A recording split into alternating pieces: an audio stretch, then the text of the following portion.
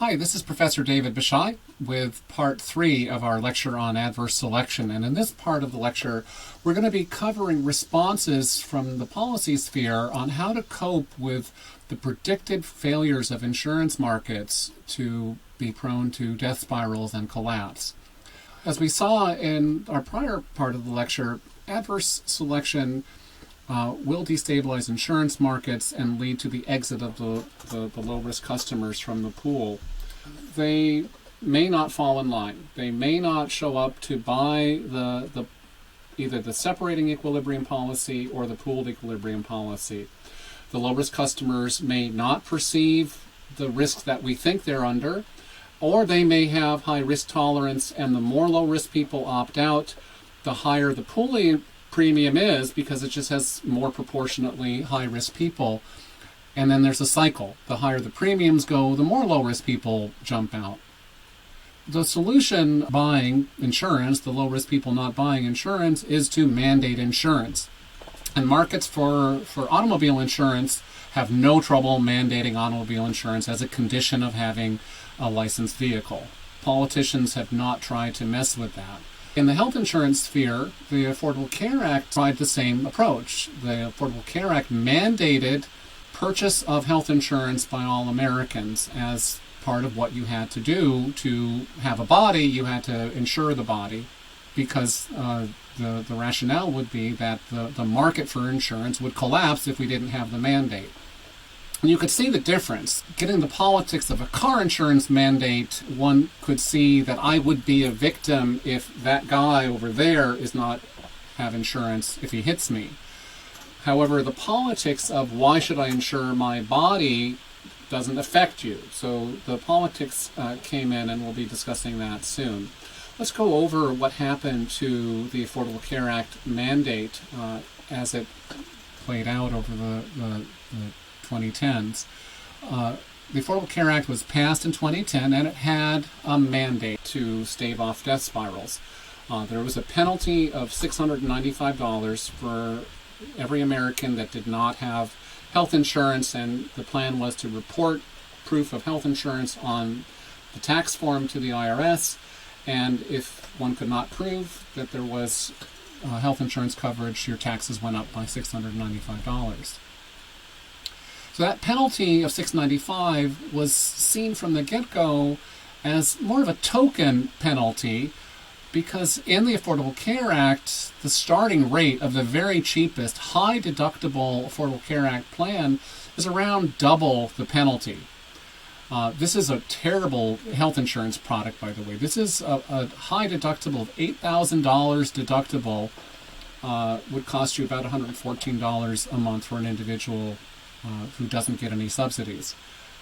So a lot of young invincibles, 27, 28, said, okay, money is very precious to me, and that high deductible plan means if I pay the $1,350 premium, I'm still going to have to pay out of pocket for the first $8,000 of anything I use. I'm 27, I'm 28 years old, I'm not going to need medical care. I'm certainly not going to need more than $8,000 of medical care. The rational choice for me would be to pay the penalty. So a lot of young invincibles wouldn't enroll in the Affordable Care Act, and they simply pay the penalty. But as a token, it also worked. Many people said, well, it's quote-unquote against the law to be uninsured. The marginal cost is only $600. For an extra $600, I can be insured against, a brain tumor or getting HIV/AIDS or some horrible catastrophe that would be larger than the deductible. So that was enough to nudge a lot. It didn't work for everybody. It's not like you have to go and spend a year in jail for not being insured. They can't take your vehicle off the road as they could with car insurance, but they did penalize it.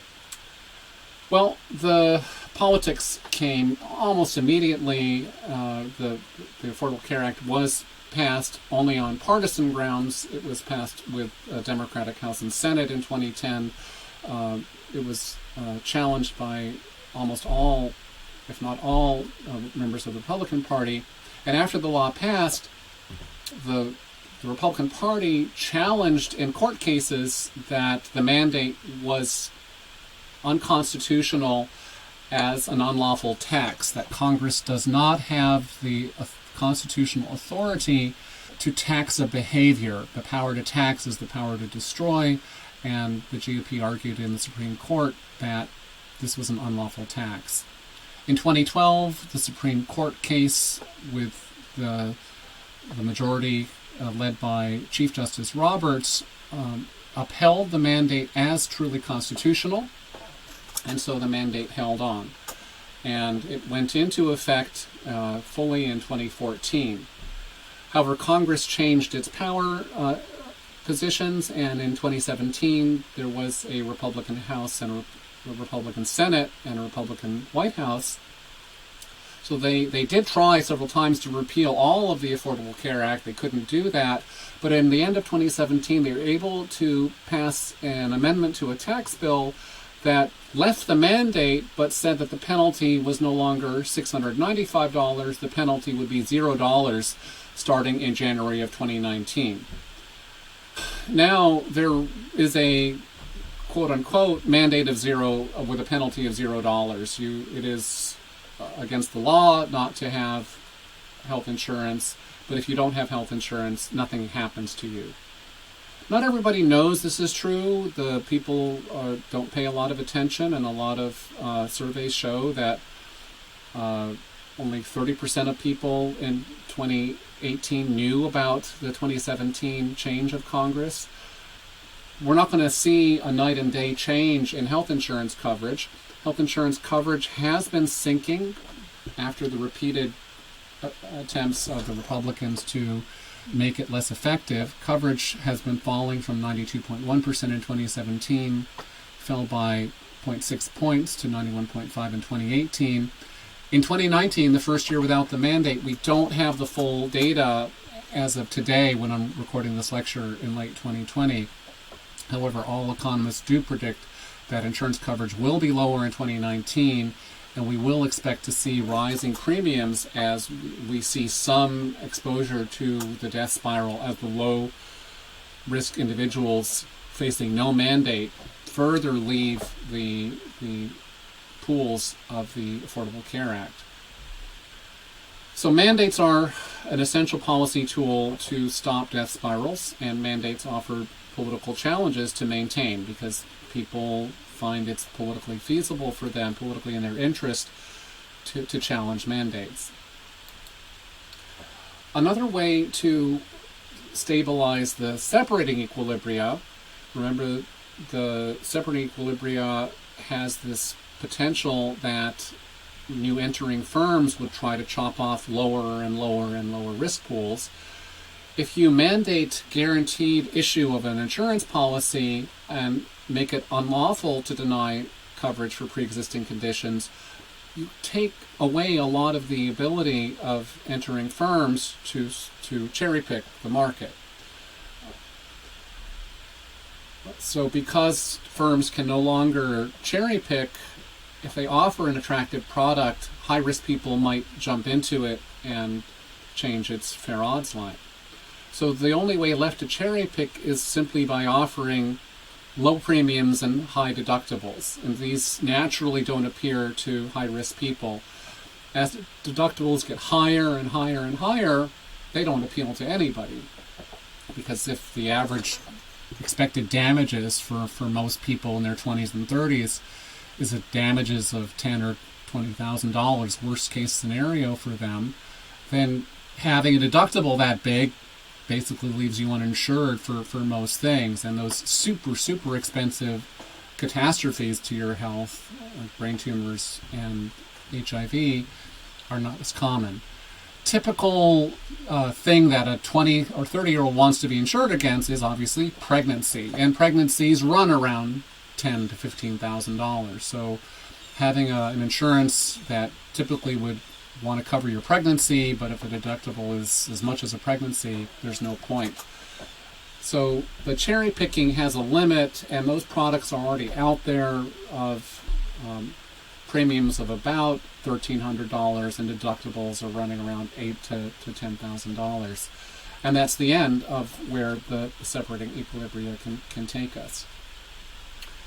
So in addition to having these rules of a mandate to buy and a mandate to issue, we also have the potential to use insurance regulations. And insurance regulators are run in every state in the country. These are watchdog agencies whose job it is to prevent cherry picking. If they see cherry picking, they can reinsure the hard-hit insurers against the death spiral. If they see a couple of packages that are just getting either bad luck or the start of a death spiral pulling in their low-risk enrollees, they can offer cross-subsidies to those insurance companies. And these subsidies were written into the Affordable Care Act, but they've been a target of the Republicans who've been trying to undermine the bill because they couldn't repeal it. So one way to wreck the Affordable Care Act, if you can't repeal it, is to try to get death spirals to happen by taking the federal government out of the reinsurance business. And that's exactly what the Republican Congress has done by stopping or delaying the payments that were there to cross-subsidize the insurers that had high costs in these markets. You can, using these reinsurance agencies, these reinsurance products, basically make insurers pool their risks anyway and use the insurance company's revenue to subsidize and move money from the pools that have low risk groups into the pools that have high risk. So they're essentially, after the market looks like it's a separate equilibrium, using subsidies, moving money from one insurance company to another to, in effect, behind the scenes, offer a pooling equilibrium. Now, even if the states and the feds are not doing cross-subsidy, any insurance company that wants to can just go to Lloyd's of London or large reinsurance firms and just buy reinsurance for their pools. You go to a reinsurance company and say, I want a policy that starts to pay me money if my risk pool exceeds this many claims next year. And you'll report your claims, and if you trigger the payment, your reinsurance company will pay you. So you can buy insurance against the death spiral as an insurance company. Now, there's variable success with these insurance regulators. All states have them, but not all states practice insurance regulation well. There's various skill levels as well as political commitments to the stability of the health insurance market. And when states don't do a great job insuring against the death spiral, you'll have exit and you'll have concentration so that the market is owned by one or two or fewer insurance companies. So, for instance, Alabama has only one insurer that is insuring 86% of the market. Many, many other insurers have fled Alabama because Alabama didn't do a good enough job stopping the death spiral. Overall, 10 out of the 50 states have highly concentrated markets where one insurer is insuring more than 60% of the market. So death spirals seem to be happening despite the attempts of insurance regulators to try to guard against the death spiral and try to make all insurance products stable against being competed by adverse selection and cherry picking. Now, there is an ultimate cure for adverse selection, and that ultimate cure is a universal single-payer health insurance plan for the country. If you have universal single-payer health insurance, there is automatically one pool, and there's no one who can chisel away or cherry pick away or adverse select away the low-risk group. Everybody's in the pool. Every citizen in these countries has mandated participation, and the provider, often the government of the country, cannot deny coverage no matter what. So single payer solves the problem of adverse selection. In a way, adverse selection is only a problem in markets like the U.S. that have so much exposure to private health insurance companies. And the headache of controlling it, all of the costs of controlling adverse selection, the regulators and the people that have to do the work to keep private health insurance market stable, that's a load. That's a deadweight cost of having private health insurance. And in a switch to single payer, the work we do as regulators to control adverse selection goes away. When future generations try to get America to go into a single payer situation, the way some of the Democratic candidates proposed, Bernie Sanders was famous for wanting to do this, and so was Elizabeth Warren, they will point out that there's this substantial savings of not having to pay money to control the problem of adverse selection.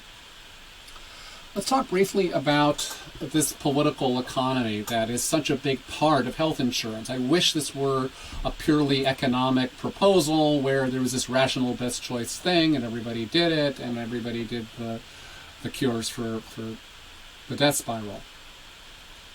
Because from an economic standpoint, risk-averse people are who we are. All humans are potentially risk-averse. And as risk-averse people, our lives are better if there are health insurance markets. It's what we want. We want to give money from our healthy selves to our sick selves.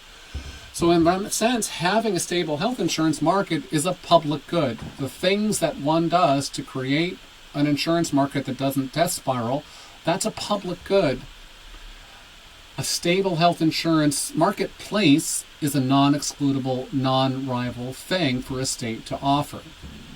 I'm saying it's the place that insurance policies are sold. Insurance policies are rival and excludable. I buy it, you don't have it. But the regulations and the rules of the market, that is a non-excludable, non-rival thing for all people in the state. So it's a public good. Now that I've said it's a public good, you know the rest. That problems of public goods are going to happen. The classic problem of public good is heterogeneity of the people in the community. So if people are heterogeneous in how much they prefer the public good, they won't agree on how much of the public good to offer. We've mentioned that the Rawlsians want to have community rating and the libertarians want to have separating experience rating, and there's everything in between. The voters are heterogeneous because some are high risk, some are low risk, some are young and some are old, some are myopic and they can only see tomorrow or the next week, and some are not myopic and they're making plans for 10, 20, 30 years down the line. We said that when we have the problem of heterogeneity in a public goods problem, the Coasian solution would be to lower the transaction costs and assign property rights so that the winners from the public good can compensate the losers. And in reality, the winners compensate losers solution would actually work pretty well in a health insurance marketplace problem. Because typically everybody spends time being young and, if lucky, being old. So if we just live a life, we would be givers during the time when we're low risk, and we would be getters when we're high risk, and the winners compensate the losers automatically just by living a full life. We actually have a potential solution to the problem of heterogeneity because we transition through life during both states of who's winning and who's losing in this market. However, we're human, and because we're human, we have some problems acting fully rational. Because we evolved from hunter-gatherers that had to wage war on other hunter-gathering tribes, we are mentally and constitutionally vulnerable to fake tribalism. It's easy to make human beings who have a propensity to say, they're coming to get me, because they were coming to get you 20,000 years ago. So any political leader can go to a group of human beings and say, they're coming to get you. Those shiftless parasites, the them of the world, they're coming to take your stuff. Rally around me, and we will be protected against them. So if you could do that with just about any group of human beings, some people are going to follow you, and they're going to say, yeah, the shiftless parasites are coming to take my stuff, and we must follow you and vote for you and be your subjects. So health insurance offers the ability for a would-be demagogue to do this us-themism and to get people to be very myopic and forget that they will be, at some point, both a giver and a taker. So health insurance, as we talked about in the past, is, not an essential product to time payments. People can frame it as it's just a way for those people over there to steal your money. We easily lose sight of the fact that we are not permanently healthy, and it's not all about ourselves, that we live in families where somebody we love or care about is going to be a taker at some point in their life, and we ourselves are going to turn old someday and want to have insurance premiums that are reasonably priced because we're in pools with younger people who were ourselves when we were paying into the system. So the political economy of insurance is predictably exploitable by would-be demagogues, and it always would be. I don't have a vaccine to vaccinate human beings against their propensity to see things through tribal lenses. I thought that a college education was that vaccine. Maybe it still is. We could discuss that because a lot of you are college educated, and maybe you're immune to seeing things in tribality. But I keep wondering, given what we're seeing with us-themism on both left and right and center. All right, so let's summarize. First off, we covered that an insurance contract can be represented as an ordered pair of two numbers, a premium number and a net indemnity number. And the insurance marketplace is simply a line full of these ordered pairs of numbers, premiums and net indemnities. So because an insurance contract is an ordered pair, we can symbolize it on a fair odds line. That is a line relating our wealth in the accident world to our wealth in the no accident world. We covered the fact that there is a pooling equilibrium in these insurance markets that is potentially capable of giving everybody the same policy. And there's also a separating equilibrium where each risk group, characterized by one single risk rate, can be insured with a separate policy. Now, we covered the case where there's two, but because there are hundreds, if not thousands, of risk groups, the separating equilibria has an infinite regress of more and more and more separation into smaller and smaller and smaller pools, leading to the instability. The pooling equilibrium is vulnerable to an entrant that offers something more attractive to the low risk group, and the separating equilibrium offers an instability because one can always carve out one more lower risk group and keep pulling off, cherry picking off lower risk people into the new policy. So the market failures listed at the bottom of the table. Market failure number one is that the low risk patient might not buy the product, and the solution for that was a mandated purchase if you can get the politics to sustain it. Market failure of the entering firm, cherry picking off another low risk group, is to insist that all plans cover pre-existing conditions. You can't use medical underwriting to restrain away the high-risk people from covering your new product. We had the problem that under the death spiral, high-risk pools could become insolvent because they don't have that cross-subsidy from the low-risk people anymore. And the solution for that is reinsurance, both private reinsurance and government regulator-based subsidies to help make up for insolvency by the high-risk pools. We have a market failure that politicians can exploit tribality and myopia and win office whenever there are insurance products. And the solution that I wish would work, I hope it works, is to have more people become aware of the principles of health economics so you understand that a health insurance product is an essential public good, and the marketplaces that offer stable health insurance markets are something that we all want to have because we will all live lives, if we're lucky enough to get to old age, where we spend time in low risk and high risk groups. Final point to make is that this whole problem of adverse selection is a quintessentially American problem because we insist on having the private health insurance market. And if in the future we turn to a single payer health system, this whole topic of adverse selection in the health insurance market goes away. There's no problem of adverse selection because everybody is automatically in one national pool, and this adverse selection problem and its cost vanish, and that would get rid of a massive deadweight loss. So I wanted to thank you for tuning in to this lecture on adverse selection in health insurance markets. I hope you appreciated some of the beauty of Nobel Prize-winning economic theory and research, and look forward to discussing these issues further with you.